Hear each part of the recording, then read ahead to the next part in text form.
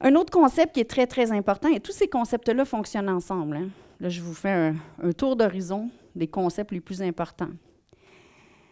La matière, pour les post-humanistes, elle est conçue comme étant vibrante. Vibrant matter. Plusieurs penseurs post-humanistes, dont les féministes matérialistes, explorent la matière et analysent le dynamisme et le mouvement constant que l'on retrouve dans la matière.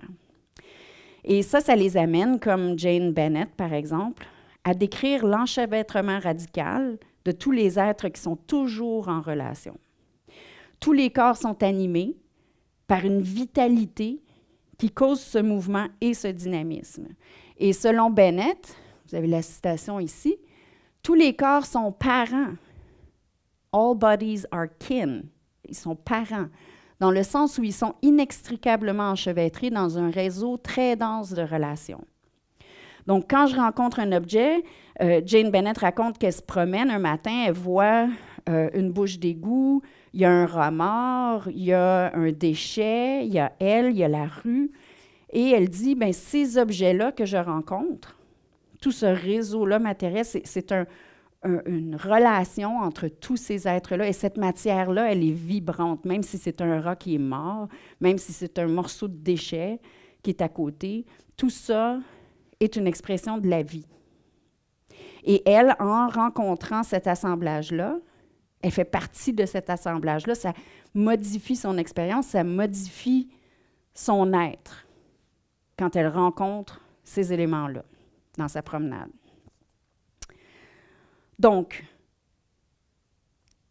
puisque tout ce qui existe est matériel pour les féministes matérialistes, les post-humanistes, il n'existe pas de choses inanimées. La matière, elle est animation.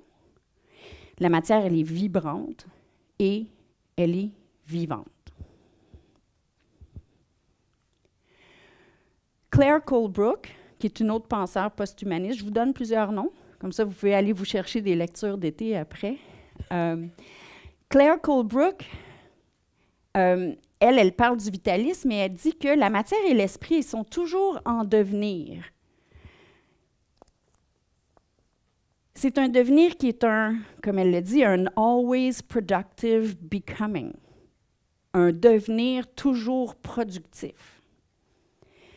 Pour elle, la matière est un processus de relation, tout comme l'esprit, et on ne peut les séparer les uns des autres, comme on ne peut pas séparer la matière humaine d'une autre matière.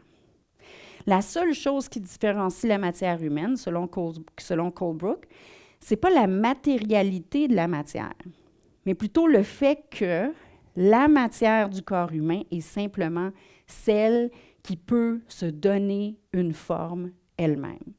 La matière humaine, elle peut faire ça parce qu'elle utilise le langage, la pensée, la conscience, la volonté, l'agentivité.